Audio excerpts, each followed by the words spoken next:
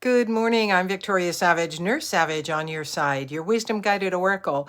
And I've got a live reading for you today because lots of reasons, but the main reason is we've got some pretty difficult energy about right now, and knowing how to navigate for yourself, because it really is all about you. You can't do anybody else's work for them. So consider this reading as you move forward and take it to your heart. Ask for the guidance that it can provide for you, because what it provides for you is going to be different than it provides for me. So, and just a side note, please like and subscribe to my channel. I would love to have it grow. My desire is to positively influence as many people in the world as possible. And this is one way that can happen. So I've got two different decks. They're my newest decks, quite fun. The first one is for the love of dragons, and it is the Conjurer. And that is, very magical card. That is one who is calling to the world the energies that they feel empowered to call in. Down to the very aspect of you, this is you creating more of what you want and less of what you don't want. The energy in the world right now overall is very prickly, but right now at this point in time, it is incredibly prickly.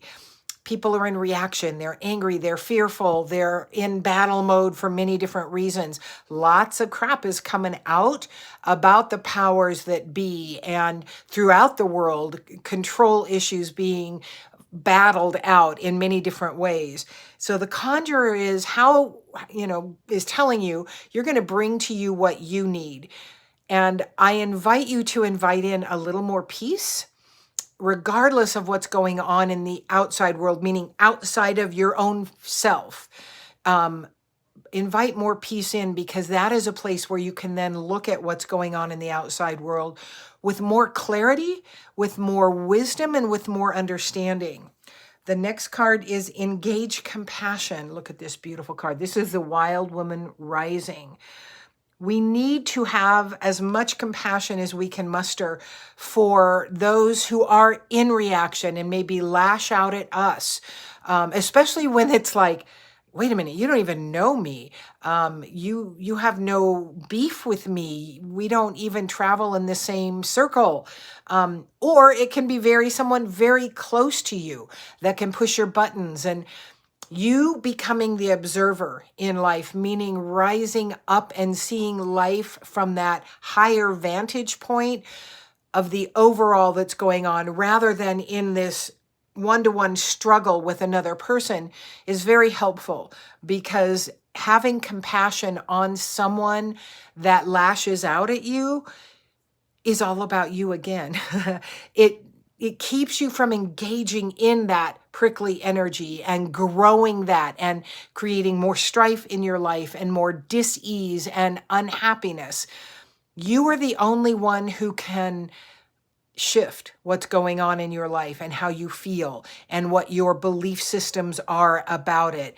Nobody can do that. Now, we can all, receive from others. Maybe you'll get something from this video that gives you an inkling, an understanding, an awareness you didn't have before. That's really my desire, but that helps you move on. So we accept help from others, but they can't do for us what we need to do for ourselves. The Daydreamer, this for the love of dragons, beautiful card, the Daydreamer. This is how we create life. If what you keep focusing on, which is really what all the news media wants, doesn't matter which side you're listening to, they want you to stay in fear and powerlessness, because that's easy to control.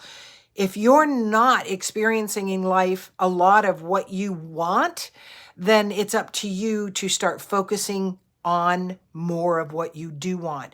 We bring to us energetically what we are sending out in our energy. So if you're focusing on fear and the situation in front of you that is evoking fear, and for many of us, there are big things going on. This isn't to discount that. This is to say the only way it can change is by you focusing on more positive of what you would rather be living. So if you're fearful about your rent money for this month, focus on bringing more income in. How isn't what you want to focus on, because that is the very limited aspect of who we are. We're the human who the how can be very difficult for, or difficult to find. We want to focus on the end game.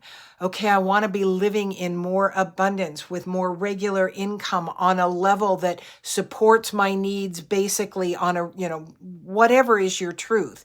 Focus on that, just that coming to you, not how it's going to come to you, and just allow it to come in. That's the daydream. When we were children, we were really good at daydreaming, inventing the possibilities, the seeking of. And then as we grew up and had that pounded out of us, be real, focus on what is real. Well, what is real is what you're bringing to you on a regular basis.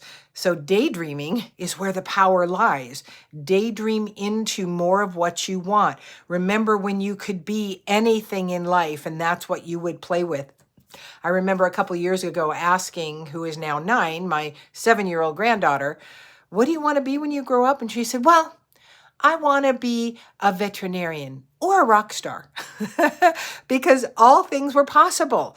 And that's where you want to get back, because all things are possible. But we've created a blockage by our limiting beliefs. What can't happen? Well, I'm only a waitress. How can I bring in more income? Who knows? Maybe that client there, that customer sits down, you give them the service they enjoy, and they tip you with $1,000. I mean, you don't know. Anything is possible when you're focusing on the positive possibilities coming in. I use a mantra all the time. I am open, willing, and ready. Guide me.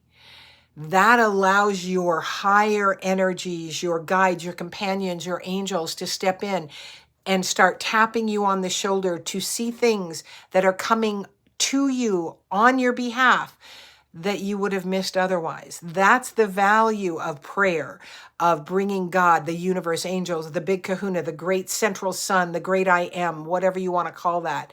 That's the value in allowing them into your life on a regular basis. So be the daydreamer. Protect your flow. It's the same message in a different way. Your flow is the energy you're bringing in, and you want to get in the flow of what is possible from the universal energy rather than blocking it by all those physicality things. Those, well, I'm not very smart. How can I have a different kind of career than just working at McDonald's? How can, the how we want to give up. I am open, willing, and ready, God, to be guided. I call that energy God because I'm comfortable with that. You call it whatever you want. They do not care what we call it. So bring in more of the possibilities to open up the flow, stepping into the abundance of, whether it's abundance of friendships, abundance of money, abundance of time, abundance of positive relationships, love relationships. You've got to daydream it in. You've got to create it in your mind first. To see, we always go, I believe it when I see it. Seeing it helps you believe it and helps bring it in. So the daydreamer is powerful. The next, for the love of dragons, is the spiral energy. Now we're going to read about that because I'm not getting a hit on that. So let's see what the author has to say about the spiral. But look what a beautiful card that is. A beautiful little dragon. All right. The dragon path isn't a straight line. It's a spiral. You continually come back to the things you thought you understood in order to see a deeper truth. And as a nurse, which I've been for many years, we would tell our patients, healing doesn't happen from here and then you're done up here.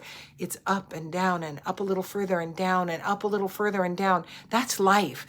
I work with people energetically to pull energies and warn them. These things that we're pulling a big amount now. My job is to empower you to continue to do your own work, because these energies are going to come up to a lesser degree because they went in layers. They're going to come out in layers, not all at once, because then we wouldn't truly know. And this is what the spiral is about. We will come back to the same things we have worked on already. A lot of times we we will whine and go, well, now wait a minute, I did that in counseling. I thought I was done with that. You were done with that part of the journey. You were done with that part of the releasing, but it will come up again. And the last card is guard the inner child. And that is that innocence, that one who believes that we can be anything that we want to be. And so it is that truth of the understanding that we bring to us what we focus on most. If you do not like what's in front of you, change your focus. Focus on the possibility.